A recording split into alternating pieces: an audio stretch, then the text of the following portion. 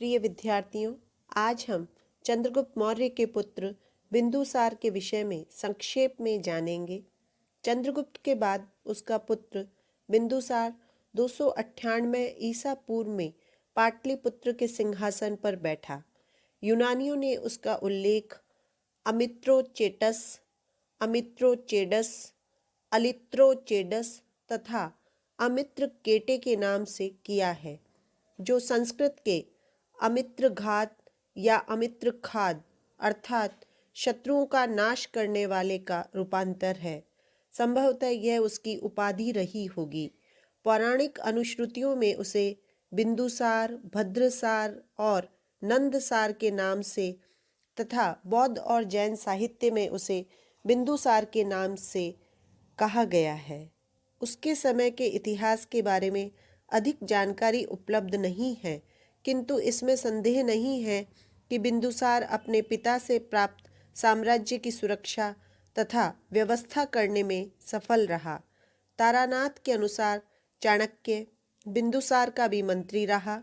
चाणक्य ने 16 राज्य के राजाओं एवं सामंतों का नाश किया और बिंदुसार को पूर्वी समुद्र से पश्चिमी समुद्र पर्यंत भूभाग का स्वामी बनाया।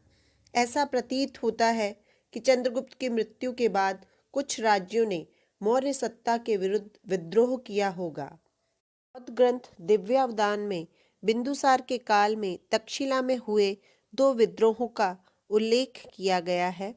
प्रथम विद्रोह के दमन के लिए बिंदुसार ने अपने पुत्र अशोक को भेजा। अशोक के वहां पहुंचने पर स्थानीय निवासियों ने शिकायत की कि न तो हम कुमार के विरुद्ध हैं और न ही राजा बिंदुसार के, किंतु दुष्ट अमात्य हमारा अपमान करते हैं। अशोक ने इस क्षेत्र में शांति और व्यवस्था स्थापित की। तक्षशिला में कुछ समय पश्चात पुनः एक विद्रोह हुआ, जिसके दमन के लिए बिंदुसार ने अपने दूसरे पुत्र कुमार सुशीम को भेजा। बिंदुसार ने अपने पिता द्वारा पश्चिमी यूनानी राज्यों के साथ स्थापित मैत्री संबंध की परंपरा को कायम रखा। स्ट्रैबो ने लिखा है कि पश्चिमी एशिया के यूनानी शासक एंटियोकस ने बिंदुसार के दरबार में डायमेकस नामक राजदूत भेजा था। बिंदुसार के संबंध सीरिया के सेल्यूसिड वंश के राजा से भी रहे, जिसने उससे मीठी मदिरा, सूखा अंजीर और एक दार्शनिक भेजने का आग्रह किया था। एंटियोकस ने उसे उत्तर दिया कि अंजीर और शराब तो हम आपको भेज देंगे, किंतु यूनानी कानून के अनुसार दार्शनिकों की बिक्री की मनाही है। उक्त घटना से बिंदुसार की दार्शनिक रुचि का भी संकेत मिलता है।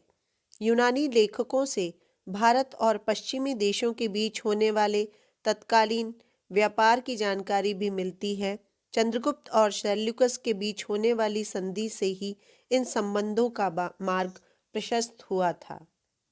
बिंदुसार की धार्मिक आस्था आजीविकों के प्रति थी। बौद्ध स्रोतों के अनुसार बिंदुसार की मृत्यु 273-272 ईसा पूर्व के लगभग हुई थी।